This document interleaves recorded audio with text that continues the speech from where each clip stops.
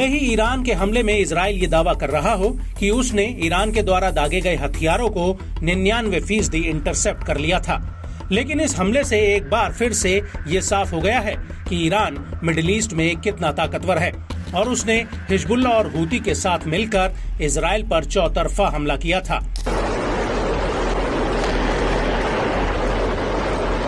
Iran का दावा है कि उसने इजराइल पर 300 से ज्यादा रॉकेट्स, ड्रोन और मिसाइलें दागी थी।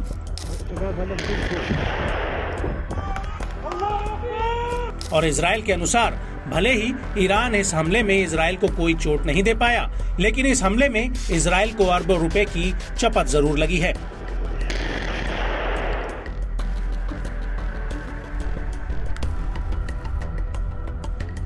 ये बात हम नहीं कह रहे, बल्कि खुद इजरायली सेना के एक बड़े ब्रिगेडियर जनरल रीम अमीनोज ने इजरायली येनेट न्यूज से कही है।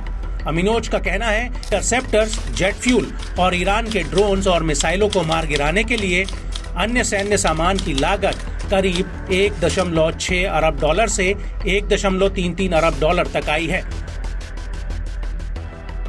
और बड़ी बात यह है कि इस लागत में अमेरिका और सैन्य सहयोगी देशों द्वारा इस्तेमाल किए गए हथियारों पर आए खर्च को जोड़ा नहीं गया है।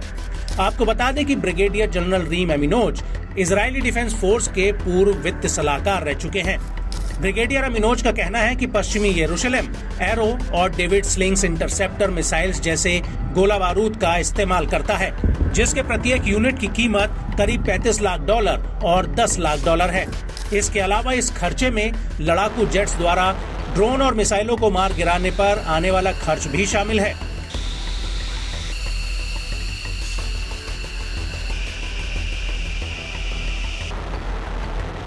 इजरायली ब्रिगेडियर का कहना है कि ईरान के लिए इजराइल पर हमला करना इजराइल द्वारा अपनी रक्षा करने की तुलना में कहीं सस्ता था।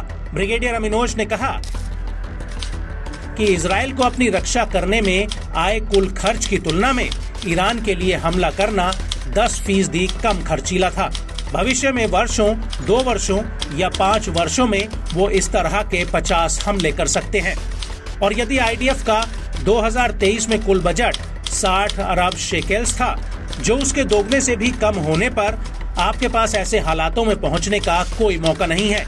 जी हाँ, जहां हम जरूरी रकम को बनाए रख सकें। लेकिन इस सब के बीच इजरायली सेना के प्रवक्ता डैनियल हैगरी का कहना है कि हमने 99% से ज्यादा ईरान से दागे गए 300 से ज्यादा कामिकेज ड्रोन और मिसाइलों को सफलतापूर्वक चिन्हित कर लिया था। सभी ड्रोन्स और क्रूज मिसाइलों को मार गिराया गया। जो विस्फोटक निवातीम एयरबेस पर गिरे थे, उनसे सिर्फ इंफ्रास्ट्रक्चर को मामूली नुकसान हुआ है।